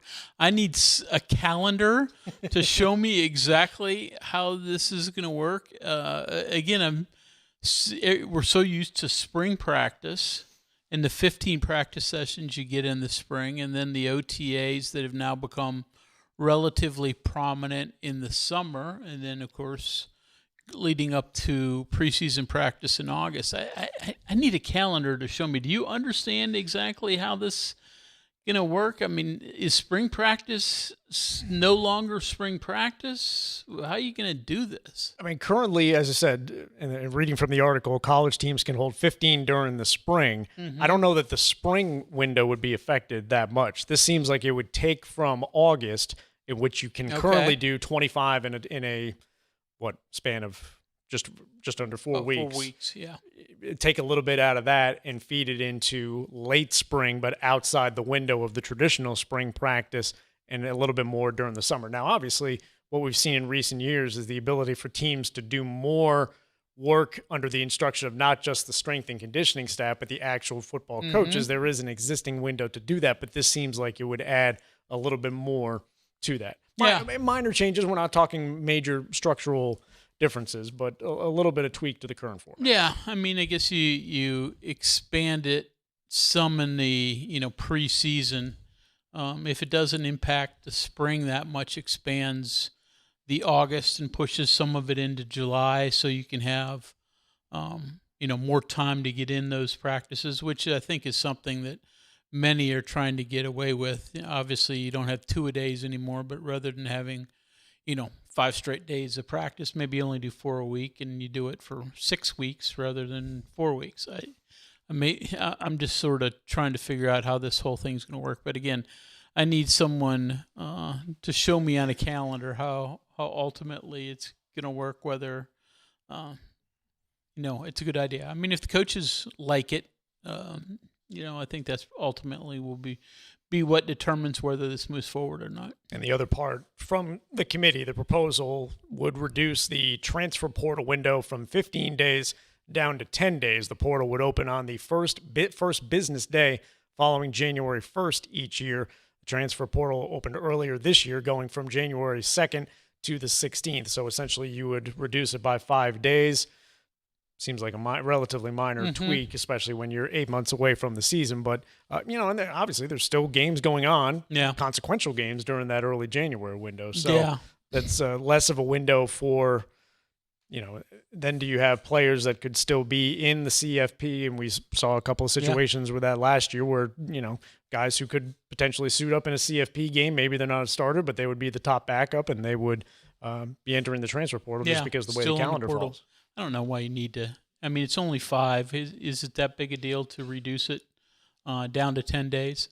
Again, everybody's trying to do what they can to basically limit the portal, which I understand people don't love, but it's still a freedom of movement thing, and you've gone from 2 windows down to 1, so you've restricted it in a lot of ways.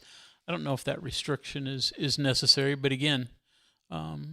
It seemingly probably headed that way. though, like so many of these things, when it comes to the portal or NIL or whatever, even these latest 5-for-5 rules, until it gets through the courts, I won't believe that it's actually happening.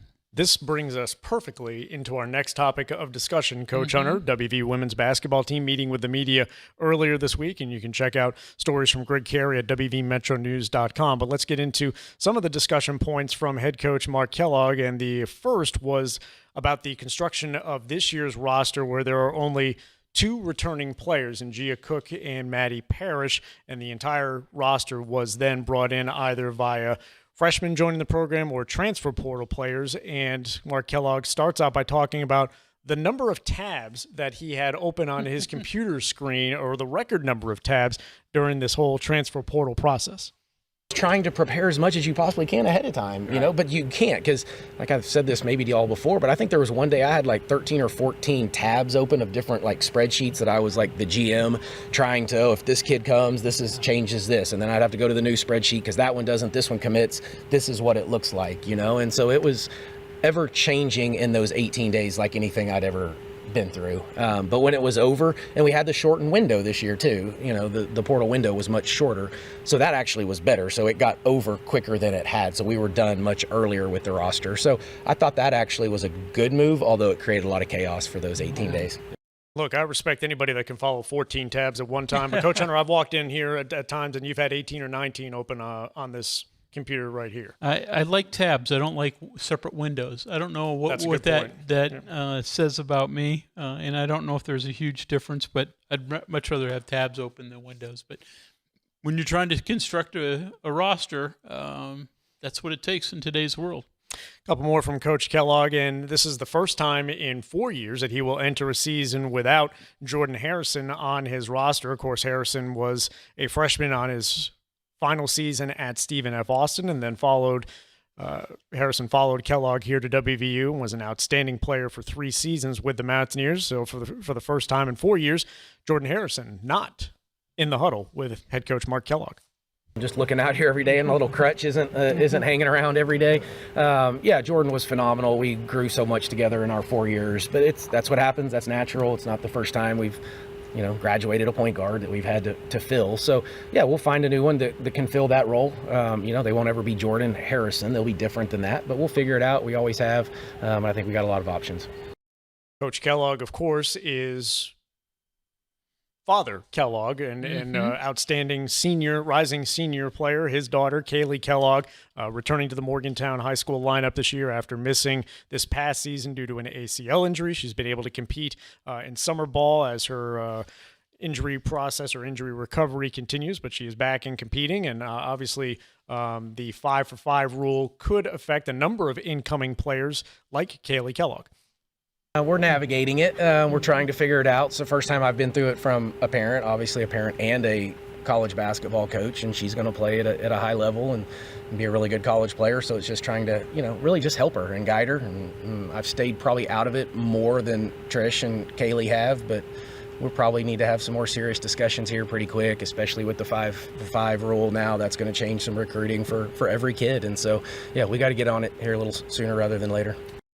Kaylee was at practice on Thursday, and if you were looking at some of the practice players, the male practice players, Cam Kellogg getting up some shots during practice. Yeah, exactly. So. He obviously played at Morgantown High, graduated, did the brother, Mark's son, and he's going to be part of their practice team and also do, I think, some, I don't know what you'd call, he's not a graduate assistant, student assistant, I guess it would be. He's got coaching in his future as well, but they were there as Kaylee was getting some shots up after the Mountaineer players went through their workouts. But, in that regard, in what Mark is talking about for Kaylee and every other high school player moving up through the ranks, this 5-for-5 rule, once you get into college, sounds like it's going to be wonderful for them, but it's going to limit opportunities for high school players because you just think about it. You're not expanding rosters. I mean, those roster limits that have been in place for a couple of years now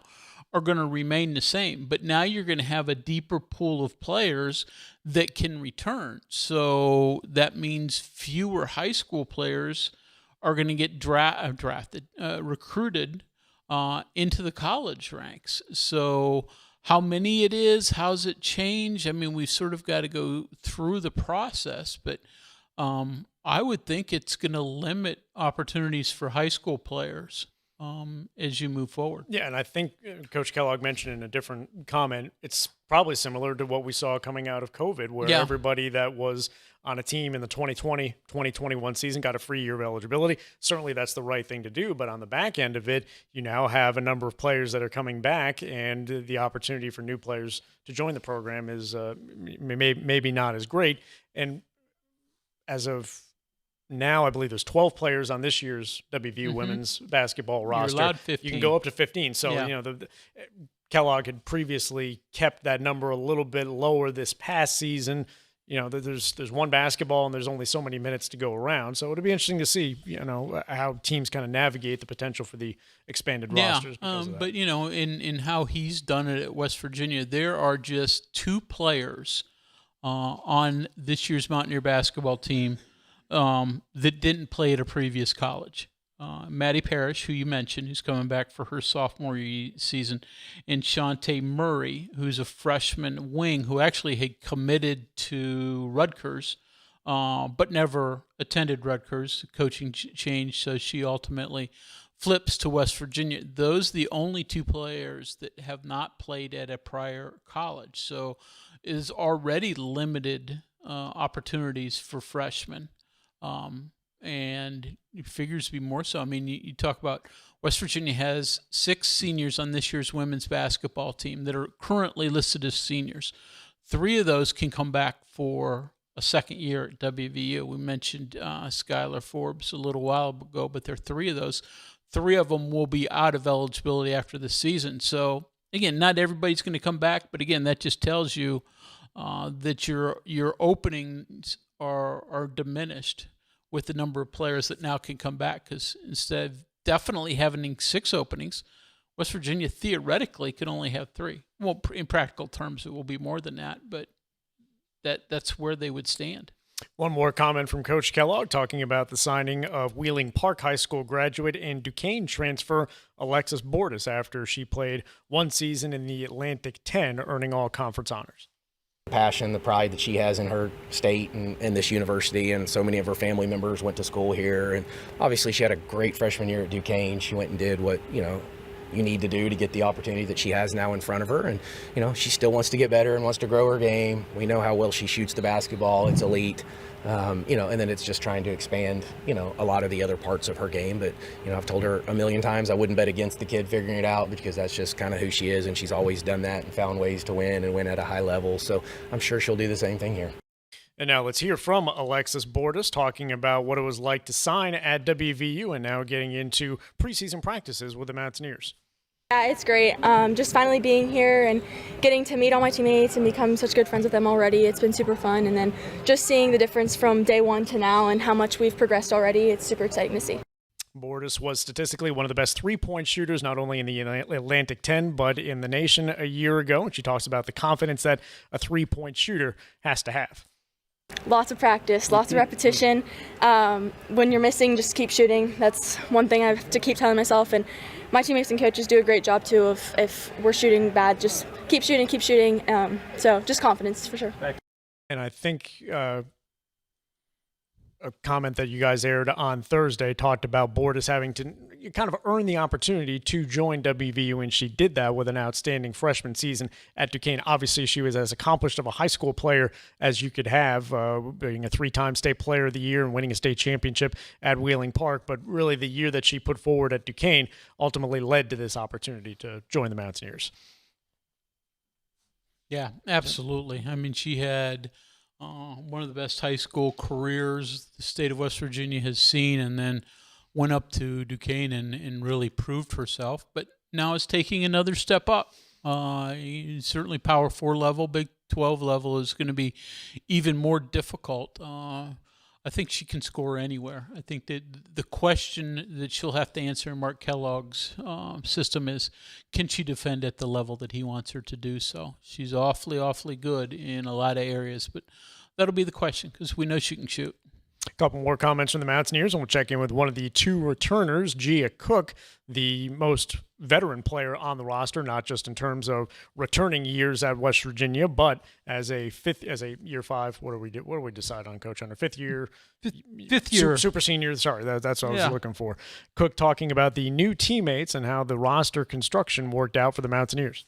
I don't want nobody to, feel like they're lost or anything. So I try to be a really open voice and just be open to, hearing things out, questions, things like that. So I'm talking to the girls a lot, so it won't be no frustration, and just keep picking people up, because as a team, I think we're doing very well just being together right now. Like we have a lot of togetherness right now, and I really appreciate that for the team, just being a whole new team. So I think we'll be fine. Frustration's going to come, especially with us, coaches, everything. That's what happens in June. But that's, we're going to learn each other, and it's going to get better from there. Cook talking about what it's going to be like to lead this roster going in to the 26-27 season. Last year, I definitely had a voice as well. I was, on the floor a lot, of course. So just being vocal and just helping people in my position maybe, or just other players that if we see something, we had a very good relationship yesterday with just being open. Last year with just being open with each other. If we see something, just say it. We didn't take nothing to heart. So just being a leader again this year is my role, and just being more of that. We don't have the Jordans or the Shaw or the Mimis last year. So I just want to be a full-round leader, coach on the floor, like I said, and I want to really hang my hat on that this year and just stepping into that role. And a couple more comments from Myra Hudgens, BYU transfer, who is joining the Mountaineers for her final season of college basketball. She talked about why WVU was the best fit for her. Mainly the challenge and just will to win. I think my biggest goal going into my 5th year was I've never been in the tournament, and I want to win. I love winning, and that's something I've always been a part of. And I'm not one to try to go somewhere trying to be the main player. That's never been me. I'm going to go somewhere and try to fit in and do whatever I can to help this team win. And so I think just the overall camaraderie and just the desire, and I think just the main thing is just the big challenge to win and be the best of the best.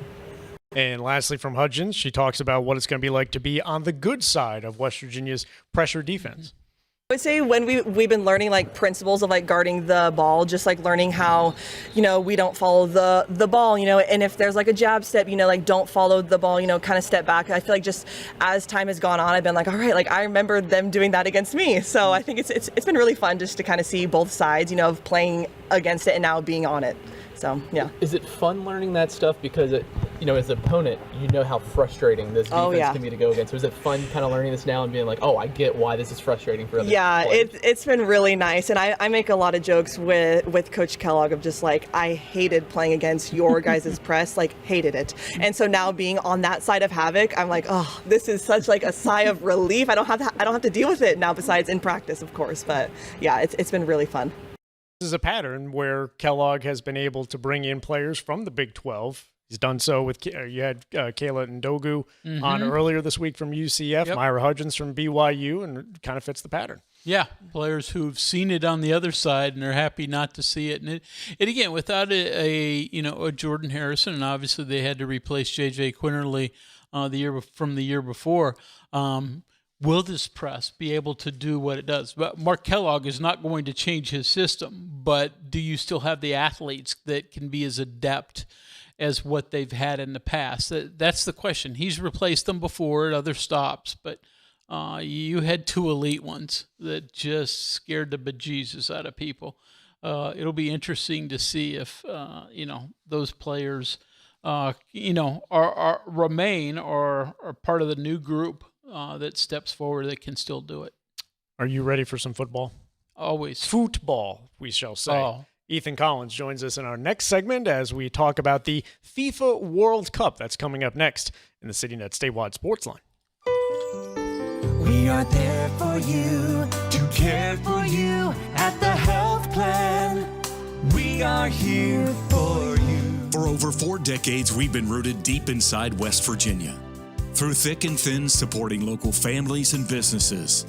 Proudly serving your neighborhood since 1979. Your trusted partner in the community. The health plan, we are here for you.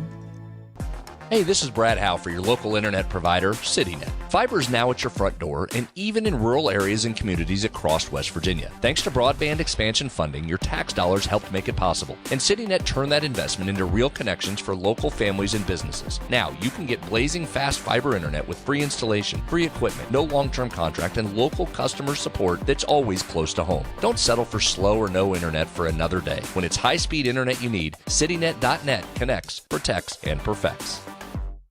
Live from the Health Plan Studios, the CityNet statewide sports line returns in 2 minutes on MetroNews, the voice of West Virginia. You own a boat because you love spending time on the water.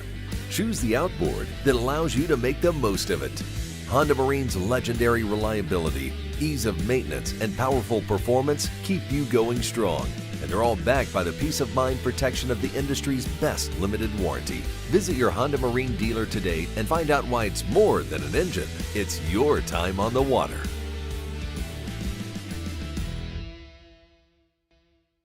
In 1914, the same year the first commercial flight soared and the Panama Canal opened, Greer Industries was born. Herbert and Agnes Greer began in Morgantown, West Virginia, striking the first pick into the limestone formation that would become the backbone of one of the state's great industrial legacies. From the roads we drive on, the buildings we build, and the communities we serve, Greer Industries has been delivering quality for decades. At Greer Industries, we've been improving lives for more than a century. Leading the efforts to build a stronger West Virginia, the High Technology Foundation has a proven plan to strengthen and diversify our state's economy. The I-79 Technology Park's high-capacity infrastructure continues to attract advanced federal operations that are driving economic growth. This keeps our young, educated residents in the state and brings West Virginians home. The High Technology Foundation, building a stronger West Virginia. Learn more today at WVHTF.org. We are there for you, to care for you at the Health Plan. We are here for you. The Health Plan proudly supports our active and healthy communities and has been your most trusted carrier for over 40 years. Log on to healthplan.org for more information. We are there for you, to care for you at the Health Plan. We are here for you.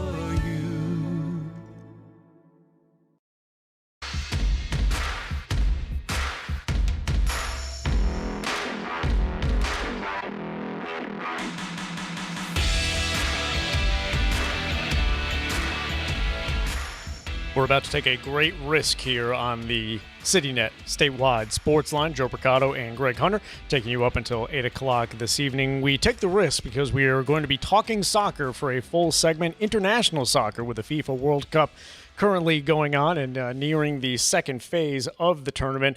And we are joined by Metro News soccer correspondent. You heard him throughout the week on Metro News Talk Line to discuss the World Cup. Ethan Collins joining us on the program. Ethan, welcome in.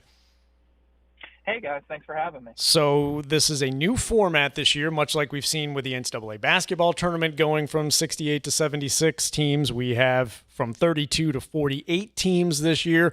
Your overall thoughts on how the new format has worked out? Has it taken a little bit of the steam away from some of these group stage matches, or am I completely wrong in that assessment? I honestly think it's been great. I was a little bit skeptical as much as anybody at first going from 32 to 48 teams. You kind of sat there and thought, is some countries who really have no place being on the world's greatest stage kind of being in this position going to result in some lopsided victories? And sure, there were some, but I only saw that from a few countries. And without this new format, you don't have some of the Cinderella stories that you have going into this knockout stage, like the Democratic Republic of the Congo, or Paraguay, Bosnia, all of those sort of teams getting into the knockout stages. And also you had, I believe it was Cape Verde getting second place. They wouldn't have gotten in under this new format, but they were able to qualify under the group standings and get second place in their group for the first time in their nation's history when they make the World Cup for their first time in the nation's history. True or false, the biggest storyline coming out of the group stage was the fact that 9 of the 10 teams from Africa, now South Africa was eliminated by Canada earlier today, but 9 of the 10 that qualified advanced on to the knockout stage. Is that the story so far, or am I wrong? I feel like that's a great story, considering the fact that Africa has never really gotten its flowers in terms of being the most prestigious continent on the world stage. But I'll tell you what, as a avid soccer fan like myself, if you've ever watched the continental tournament of the Africa Cup of Nations, it is high energy, entertaining soccer. I mean, it is just an absolute blast to watch. And it's also really hard to find if you don't know really how to go and look for these tournaments sort of like that. But I think that is definitely the story of how good this African continent is really showing its flowers on the world stage. Coach Hunter, I'm going to translate for what Ethan just said. The term getting their flowers for middle-aged folks like you and I means giving someone the respect, credit, or praise they deserve. So if you heard that, I just wanted to I didn't know sure if they had to go to FTD and that's order possible something. too. Yes, just trying to get all audiences involved here. Hey, Ethan, I do have a question. I don't have many on the soccer side that are intelligent, but from the U.S. side of things, how have they done so far in the group stage, and what are their opportunities as they move towards the knockout rounds? Somehow I knew that Greg was going to fit the USA question in there. And I'll be honest, they have greatly surprised me. When they got off the ground running against that match in Paraguay and completely dominated it, I tried to be a pessimist, I guess you could say, and say, well, Paraguay's not that good. But then they go in and they get a clean sheet against Australia. Australia's not that good. But they've qualified for the knockout stages, and I've tried to be that pessimistic person, and I've constantly heard from other people who don't really follow it. They're like, come on, you have to give the USA at least some credit. And I think I need to start doing that because they've really never been in this position of sort of favorites. But the problem is that when you become favorites, you have expectations, and the only way to go with expectations is down. I think as long as you keep doing what you're doing, the momentum is going to continue to grow, not allow the outside noise to creep in. But certainly outside noise can creep into these teams. I've seen it happen with Portugal. We saw it happen with many other countries throughout this World Cup. So as long as they keep within themselves, know what they're capable of, I think they can make it deep into this tournament. MetroNews unofficial yet very well organized soccer correspondent Ethan Collins joining us on the CityNet statewide Sportsline. One more question about Team USA, Ethan. Mauricio Pochettino, the head coach, now in his first go-through, his first World Cup cycle leading the American team, and there's been reports that he could be offered a contract extension for 2030, and that's extended length of time for what the usual shelf life for national team coaches is. Is there any chance that Pochettino is coaching this team in 2030? I think there's certainly a chance. His system and style of soccer fits the international calendar, in my opinion, a lot more than the club calendar. With the international calendar, you're getting together kind of once every 2 months, and you're kind of able to push players to limits that they really didn't know that they had. So you get less matches, but there's a point of pride and there's a little bit of prestige, and you can just really get guys to do stuff that they didn't really know that they were capable of doing. Whereas clubs, you're playing every week. You're playing midweek matches. You're tending to play about 60 to 70 matches per season, and that's more than one a week. It's hard to play the style that he plays, which is just high energy, pressing all the time, and trying to create chances early in your attacking third of the field to create goals. That doesn't really work as well unless you have a really deep squad at the club level. And he's never really been able to get one of those jobs where he has a deep squad. I know there's rumors that he may be interested in that AC Milan job, which is ironic considering the fact that one of their best players is the best player on the U.S. men's national team, Christian Pulisic. But at the same time, I think in terms of his managerial prestige and his managerial career, it would be smart for him to keep on the international stage. Now, that being said, he could continue to say that it was with another country, not just with the USA. I really do think that other countries would be looking to try and get his signature if the USA make a deep run. And lastly, Ethan, we've seen Canada advance to the round of 16. They're the first team to do so. Do you root for anarchy, kind of like a 16 or a 15 seed winning in the NCAA tournament? Or at the end of the day, and once the bracket gets down to the later stages and the business end of this tournament, do you want to see the Brazils, the Germanys, the Spains, the traditional heavyweights get through? I would say that with the way that this tournament is structured, it's more poised to have some upsets. And don't get me wrong, I'm a fan of much of chaos as much as anything. But when you look at teams like France and teams like Germany, it's kind of just the way the bracket falls. Do I want upsets to happen? Yes. But when it comes down to the final, do I want blue chips like France, like Spain, like Germany, and all of those countries to be in the final so we can have high entertaining soccer? Yes. But just like the NCAA tournament, we usually don't see Cinderella teams make it much further past the Elite Eight or the Sweet 16. So I don't expect much different in the World Cup side. Coach Hunter, I hope that we have entertained and informed in this segment. How did we do? Yeah, I think you did very well. Okay. For those that want to be entertained and informed on soccer. Sounds good. Ethan, we very much... I just like being able to be on air for more than 2 minutes than Dave Wilson allows me to. But you understand the talk line format is very structured, and it has to be, so that's probably why your segments have been shorter. But we figure we'd give you a couple minutes more to pontificate about the tournament so far. But we very much appreciate you joining the show. It. Sounds good.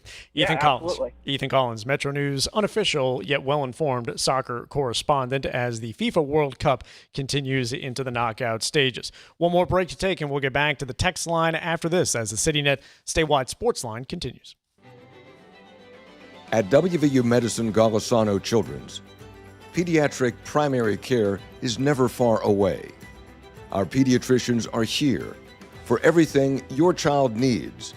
Whether it's a well child or an unexpected visit, you have local, convenient access to our expert pediatric primary care team. Visit WVUkids.com to schedule an appointment.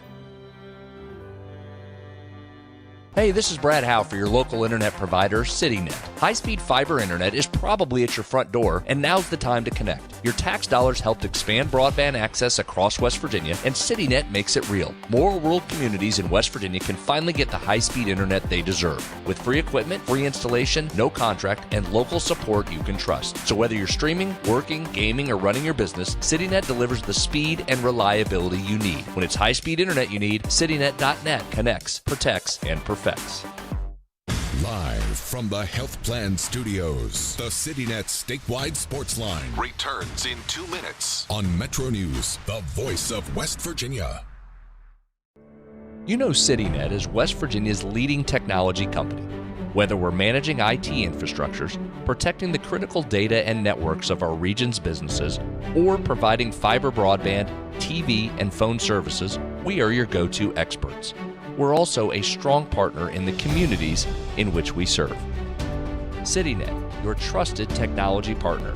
Learn more about us, visit citynet.net. Sunshine, open roads, and a new Toyota from Dan Cava Toyota World. Lease an all-new Camry for as low as $398 a month. All new Tundras now up to $8,000 off. All new Tacomas now up to $4,500 off or lease as low as $399 a month. $7,500 off the new BZ or 0% financing for 72 months. We've got a Toyota for you at Dan Cava Toyota World in Fairmont. Shop the world. We're Panhandle Cleaning and Restoration, and we're gonna save you. We've got it down to a science, an absolute state of art. We do it all, restoration, cleaning, and reconstruction. When disaster strikes, just pick up the phone. We're Panhandle Cleaning and Restoration, and we're gonna save you. When you hired me, you were 29. You seemed like you were 50 when you were 29. You were running that thing like a 50-year-old man. All right, we got to go get some tape. Come on, get out of there. I think I've sort of always been 50, and I think I'm 50 now. Yeah, me too. That's me too. a great point. Join Tony Carini, Brad Howe, and Hoppy Kercheval for Three Guys Before the Game. Metro News Television. Available on mobile, Roku, Fire TV, smart TVs, and online at wvmetronewstv.com.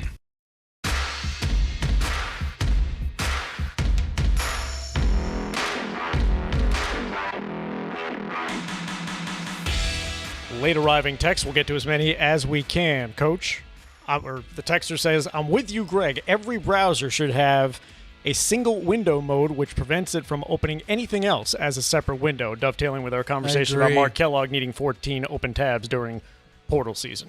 Thank you. Somebody agrees with me on something. Doesn't happen often. Texter, two things. Best memory of Pat White is the Fiesta Bowl, Rich Rod leaving, Steve's fake injury, and the entire country picking Oklahoma to win. Well, there's a lot there. Pat had 326 total yards, 2 touchdowns, and MVP. Also, we need to change Randy's Ridge to Maisie Mountain. Texter, where did some of the key WV women from last year transfer to? I'm surprised that so many did, and you've been looking up during the break. Yeah, I remember most of this. Carter McRae, Michigan State. Jordan Thomas is at Georgia. Riley McAlusky, Tennessee. Logan Johnson is at UNC Wilmington. Those are 4. Greg from Lake Norman, as I sit here watching Scotty Scheffler choking this Travelers tournament away, well, he is currently tied for the lead with 2 to go. But I'm thinking there's one thing I'd like to see golf adapt from other sports, a 30-second shot clock. My goodness, just step up and hit the ball, guys. Scheffler, not so much a problem. Some of the other guys on the tour, I do agree with Greg from Lake Norman, as he was saying. Coach Hunter, I believe we have handled all necessary business. What are you most looking forward to this week as we enter the dog days of summer, which continue? Oh, that's a good question. I've got an opportunity to sit down this week with WVUAD Ren Baker. So I do that every summer. I've done it for 35 years. So I got a few questions. If people want to throw a few in there that they would like me to ask, if I can fit those in my hour that I have with him. Anything top of your mind that you want to see? As I said, headed up to Canaan Valley on Thursday for the final round of the West Virginia Junior Amateur Golf Championship, one of the top events on the State Golf Association calendar, and looking forward to seeing what Jonathan Clark can do at the United States Senior Open. And if you missed our interview with him from earlier in the show, check it out in its entirety at the podcast section at wvmetronews.com. And while you're there, check out the latest edition of the Three Guys Before the Game podcast, the one that was shelved for about 4 weeks as we were very much immersed in WVU baseball coverage, but Michael Hawkins, the interview subject on that Three Guys edition. Coach Hunter, a fast 2 hours. Always enjoy sharing the Sunday studio with you. Thank you for coming in. And thanks to all of our guests and texters. CityNet Statewide Sportsline. From the Health Plan Studios, the CityNet Statewide Sportsline is an exclusive production of the Metro News Radio Network. All rights reserved.